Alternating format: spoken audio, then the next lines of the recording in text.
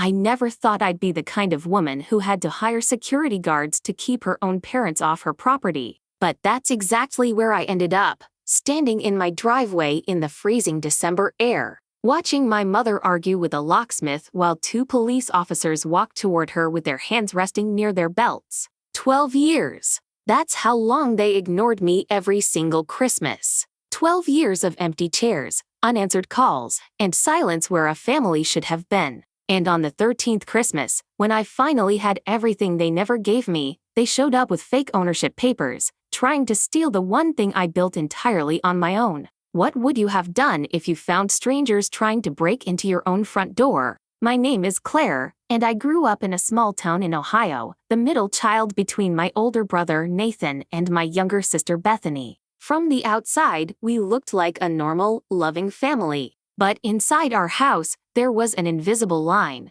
and I was always on the wrong side of it. Nathan was the golden boy, the one who could do no wrong. Bethany was the baby, spoiled and protected. And me? I was the one who got forgotten. It started small. A missed school play, a birthday remembered a day late. But by the time I turned 20, it had become something bigger, something deliberate. Every Christmas, my parents would host this huge gathering, string lights across the porch, a table stacked with food, presents wrapped in gold paper under the tree. And every single year, somehow, my invitation would get lost. My phone calls would go to voicemail. My texts would sit there, delivered but never answered. Until December 26th, when my mother would finally text back, "Oh honey, we thought you had plans." Have you ever felt like you were living in a family that only existed for everyone but you? After I graduated college with a degree in finance, I moved to Columbus with $400 in my checking account and a secondhand car that barely started in winter. I worked 2 jobs, a daytime position at a small investment firm and nights waiting tables, just to keep my studio apartment. I told myself that if my family wouldn't believe in me, I would believe in myself hard enough to make up the difference. Nobody called to check on me during those years. Not when I got promoted. Not when I got laid off during a company restructuring and had to start over. Not when I nearly lost my apartment. I built my career brick by brick, learning everything about markets, real estate, and smart investing, mostly by staying awake until 3 in the morning reading books other people my age were ignoring. By the time I was 28, I had started my own small investment consulting firm. It grew slowly, painfully, but it grew. And through it all, every December, I still sent my parents a Christmas card. I still called. I still hoped. Isn't it strange how hope can survive being crushed the exact same way, year after year? The Christmas I turned 30 was the one that changed everything. I had just closed the biggest deal of my career, and for the first time, I felt like maybe, just maybe, this would be the year my parents finally saw me as someone worth including. I drove 4 hours through icy roads to surprise them, carrying gifts I had spent weeks choosing. When I pulled into the driveway, the house was glowing with lights, laughter spilling from the windows. I could see Nathan's silhouette through the curtains, see Bethany's kids running past the window. I knocked. My mother opened the door, and for one terrible second, her face didn't light up with joy. It flickered with something closer to inconvenience. "Claire," she said, glancing behind her at the crowded living room. "We didn't think you were coming this year." I stood on that porch in the cold, gifts in my arms, and I asked her the only question that mattered. "Mom, why does this happen every single year?" She didn't have an answer. She just said dinner was almost ready and that there wasn't really room at the table, but I could grab a plate later if I wanted. I left without going inside. I sat in my car in that driveway and cried harder than I had in years. Can you imagine standing outside your own family's Christmas, uninvited, unwanted, unseen? Driving home that night, something inside me shifted. I wasn't angry anymore. I was done. Done trying to earn love from people who had already decided I didn't deserve a seat at their table. I made a quiet promise to myself that night. I would stop chasing them. And I would start building a life so undeniable that they would have no choice but to notice. I threw myself into my business with a focus I hadn't had before. I stopped waiting for validation and started making decisions purely for myself. Over the next 4 years, my firm tripled in size. I started investing my own earnings into real estate, learning the market inside and out, buying small properties, renovating them, and reselling for profit. Every dollar I earned, I reinvested. Every risk I took, I calculated carefully. My parents didn't know any of this. To them, I was still the daughter who never had her life together, a story they had told themselves for so long they never bothered checking if it was still true. Have you ever had people build an entire opinion of you and refuse to update it,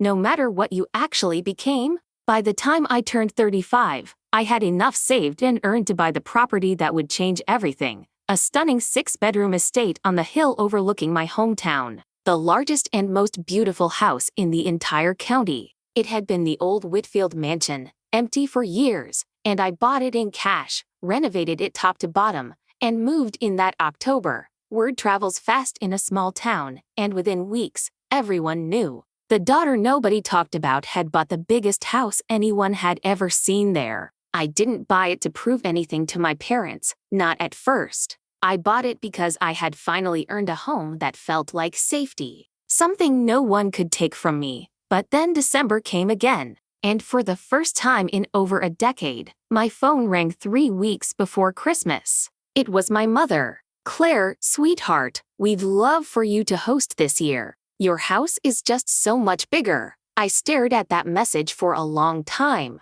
12 years of silence, and suddenly I had value again. But only because of square footage. What would you have felt in that moment? Against everything I had promised myself, I said yes. Some small part of me still wanted to believe things could be different. I hosted that Christmas, decorated every room, cooked for hours, and welcomed my entire family into my home. For one evening, it almost felt like the family I had always wanted.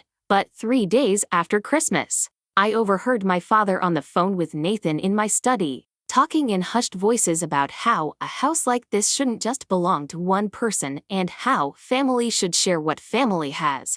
That was the moment I understood. They hadn't come back for me. They had come back for my success. I confronted my father that night, calmly, asking him directly what he meant. He brushed it off, called me sensitive, said I was misunderstanding a simple conversation. But I know what I heard. Have you ever caught the people you love revealing exactly who they really are? 2 months later, I discovered just how far they were willing to go. My real estate attorney called me, confused, asking why I had submitted a request to transfer the mansion's deed. I hadn't submitted anything. Someone had forged documents using an old power of attorney form I had signed years earlier for a minor business matter. One my father had witnessed as a notary's assistant back when he worked part-time at a law office. My parents, with Nathan's help, had built a fraudulent paper trail attempting to claim partial ownership of my house, planning to have a locksmith change the locks while I was away on a business trip,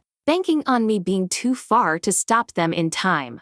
I sat in my hotel room 1,000 miles away, staring at the emails, feeling something cold and clear settle over me. This wasn't neglect anymore. This was theft, calculated and deliberate, from the same people who had spent 12 Christmases pretending I didn't exist. Can you believe a family could plan something like that against their own daughter? I didn't panic. I called my attorney immediately, and together we built an airtight case. We documented the forged notarization, gathered years of communication records proving my sole financial ownership, and secured a court order preventing any fraudulent transfer. I also quietly informed a local news reporter I had worked with before, someone who covered stories about real estate fraud in our region, giving her the full picture and asking her to be ready. Then I did something my parents never expected. I let them think their plan was working. I stayed away on business a few extra days, giving them just enough rope. I contacted the local police department, explained the forged documents and the planned break-in, and arranged for officers to be present the day the locksmith was scheduled to arrive. I wanted them to walk right into the consequences of what they had built. Have you ever had to outthink the people who were supposed to protect you? On the morning they arranged for the locksmith, I was already there, waiting inside with my attorney, Two police officers stationed discreetly near the property, and the reporter parked just down the street. I watched from my window as my mother directed the locksmith toward the front door, papers in hand, completely unaware that everything was being recorded. When the officers stepped forward and asked her to explain the documents she was holding, her face went pale. My father tried to talk his way out of it, insisting it was a family misunderstanding. Nathan, who had driven separately, tried to leave the moment he saw the patrol car, but an officer stopped him before he reached his vehicle. I walked outside then, calm, steady, 12 years of pain finally finding its voice. "You ignored me every Christmas for over a decade," I said, loud enough for all of them to hear. "And the one time you finally noticed me, it was to steal what I built while you weren't watching." The reporter captured everything. What would you have said, standing in my place? The forged documents led to formal fraud charges against my father and Nathan, both eventually facing probation and restitution after a lengthy legal process. My mother avoided criminal charges but lost any relationship with me entirely, something she still doesn't seem to fully understand. Even now, the local news story spread quickly, and for the first time, my hometown saw the truth behind the family they thought they knew. I kept my house. I kept my company. And more than anything, I kept my peace. It took time to grieve the family I never truly had, to accept that some people will only value you for what you can give them, not who you are. But I built a new family of my own, close friends, a wonderful partner I met the following spring, and a life filled with people who show up for me, Christmas and every other day of the year. I learned that self-worth can't come from people who never intended to give it to you. I learned that sometimes the greatest revenge isn't anger, it's simply becoming so strong, so secure, and so whole that their absence stops being able to hurt you at all. Have you ever had to build your own family from the people who chose to stay? If my story meant something to you, don't forget to like, subscribe, and share your thoughts in the comments below.